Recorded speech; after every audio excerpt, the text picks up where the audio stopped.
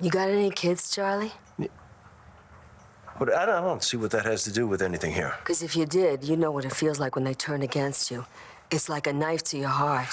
Look, my pretending to be Rex's father, it won't even fly. Not these days, not with DNA testing. Hey, there are ways to fix that. No, and then I also hear that Rex is some kind of private eye. Wouldn't he be able to figure it out? Why would he do that?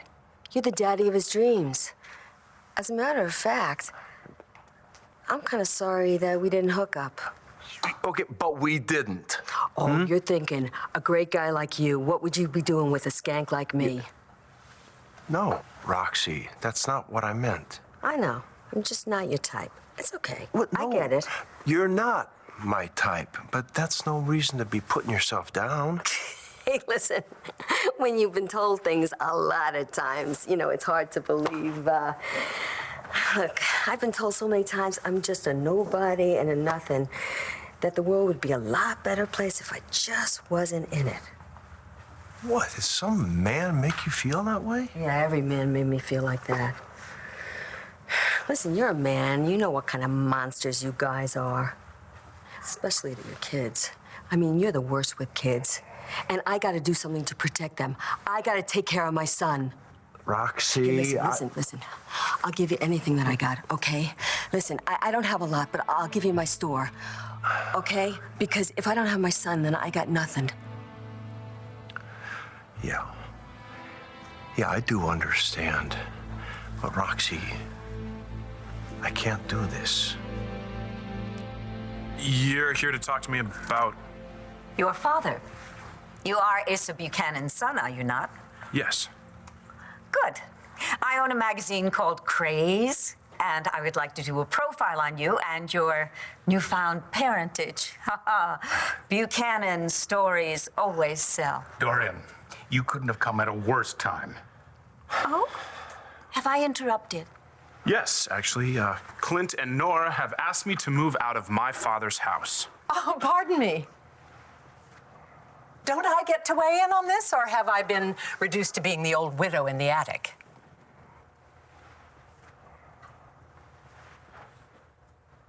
Marty Saybrook. I heard about it on the news. It happened in Ireland, right? Yeah. She has a son, you know. Cole, he was there. He saw it. My God. That poor kid. Why did Ramsey do it? Just another jerk with a gun. And he made it look like it was by the book, but it wasn't. Took Marty's life in his hands. She died because of it. So, how long were you and Marty together? Not long enough. I'm so sorry. I can't imagine how I'd feel if someone I loved was killed. What about Dad? Didn't you love him? Honey, of course I loved your father. It's not polite to eavesdrop, mister. Is your dad still alive? Shane. It's okay.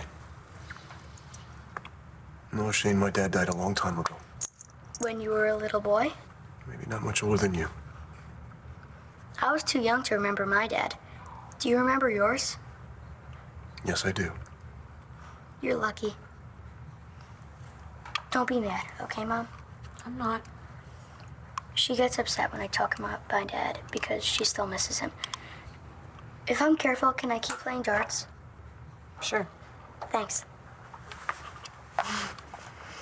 I'm sorry about all the questions from both of us. No, I don't mind. You know, as long as we're all living under the same roof, we might as well get to know each other a little, right? Right. Right. And you did tell Balsam not to tell anyone that you're staying with me. Yeah, I told him to keep it on the down low. But Rex doesn't even know Shane is here, or that I have a son, and I'd like to keep it that way. So are you saying you won't help me or you can help me? No, I'm saying that it wouldn't be fair to lie to your son. Are you kidding? You'd be doing him such a big favor. He took such a shine to you. Even after what I said. What did you say? Well, I said we totally got schnockered and we had this slam bam, thank you ma'am kind of affair, and then you split. What, and he still wants me as his father? Listen, you don't know his father. And believe me, you wouldn't want to. See, I know that you saved his life. What, he told you that? See, I already know that you got this connection anyway. Yeah, I guess. Hey, but listen, this kid's life is worth saving. I mean, you know, sure, once upon a time he was a real punk, but look at this place. He's marrying Dorian's daughter. And he's got a nightclub, and he's got his own PI business, and he's real chummy with the police commissioner. And he's a good kid. Any man would be proud to have him as a son.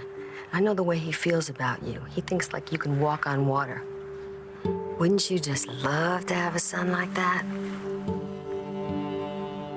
God forbid anyone should tell me anything. If I didn't eavesdrop, I wouldn't have the foggiest idea what is going on Okay, here. Renee, it wasn't our intention to exclude you on this. And listen, my name may be on the deed of this house, but it is your home. That's very kind of you, Nora. Do you really mean it? Well, yes. Yes, of course. Well, then, you will not have to throw this young man out of the house just because you don't like him. This is my husband's son.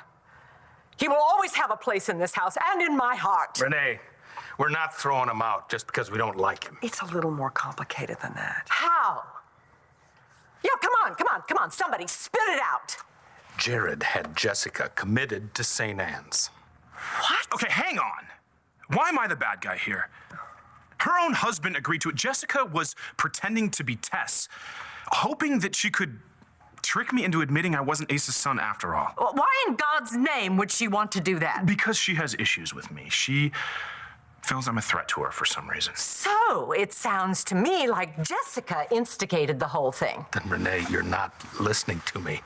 He had her committed. An unbelievably cruel thing to do to my Jessica, and that is why he's no longer welcome in this house. As if I've ever been welcome in this house, except by Renee. Jared is right. He's been treated shabbily from the beginning. And quite frankly, I've had enough of this. If he goes, so do I. Oh, my. Evicting Ace's widow and his newfound son on the same day.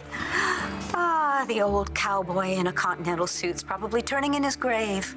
Shut up, Dorian. Why would Jared have your sister committed? I don't know, the whole thing is just ridiculous. What's ridiculous?